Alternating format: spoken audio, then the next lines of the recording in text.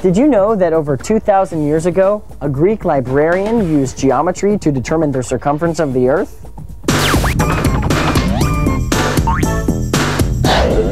How did Erastothenes find the circumference of the Earth? What are the angle relationships between parallel lines and a transversal? The concept of the Earth being a large sphere was not unknown to the ancient Greeks. And everyday observations, such as the disappearance of ships below the horizon, indicated that the Earth might be spherical or round. But how large was it?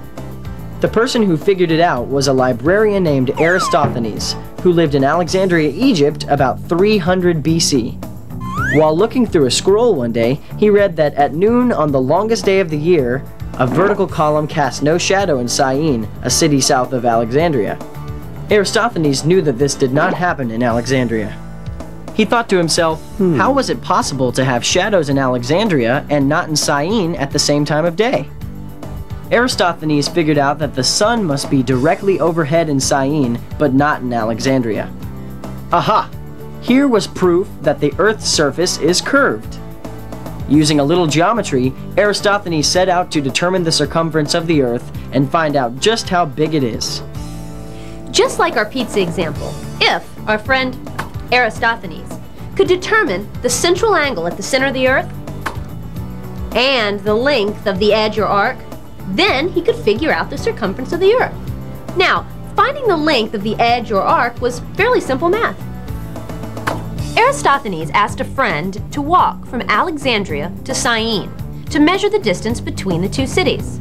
His friend estimated the distance to be around 800 kilometers, or about 500 miles. Finding the central angle, however, would take some geometry. First, Erastothenes assumed, correctly I might add, that the sun's rays are parallel, since the sun is so far away. Check this out. In this diagram, we can see that there is no shadow at Syene, while there is a shadow in Alexandria. The line that is formed by the gnomon, or vertical column at Alexandria, and the center of the Earth, cuts or intersects the two parallel lines formed from the sun's rays. A line that intersects two parallel lines is called a transversal. The two angles formed from the transversal line and the parallel lines are called alternate interior angles. And according to geometric rule, they are equal. Let's prove it. Take a piece of paper of any width and draw a diagonal line on it. Label the angles A and B just like this. Now, cut the paper along the diagonal so you have two triangles. Compare angles A and B by placing one angle on top of the other. Hey, what do you notice? The angles are equal no matter what size paper you started with. Right.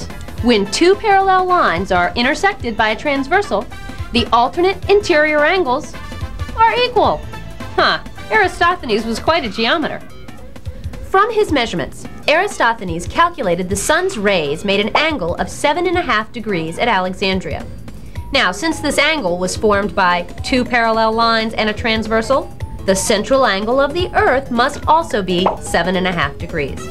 By knowing these two things, the central angle and the distance from Alexandria to Syene, Erastothenes calculated the circumference of the Earth. 360 degrees divided by 7.5 degrees equals 48 slices of the Earth. Are you still with me?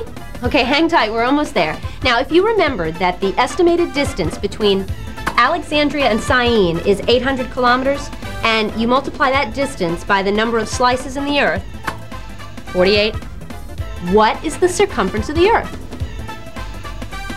Well, if you estimated that distance to be 38,000 kilometers, you're absolutely right. Erastothenes' estimate was really close to the Earth's circumference, which is 40,074 kilometers. His percentage error was about 5% and was probably due to an error in the distance between the two cities. 5%? That's pretty good, considering Erastothenes used only his feet, his eyes, his imagination, and of course, his knowledge of geometry.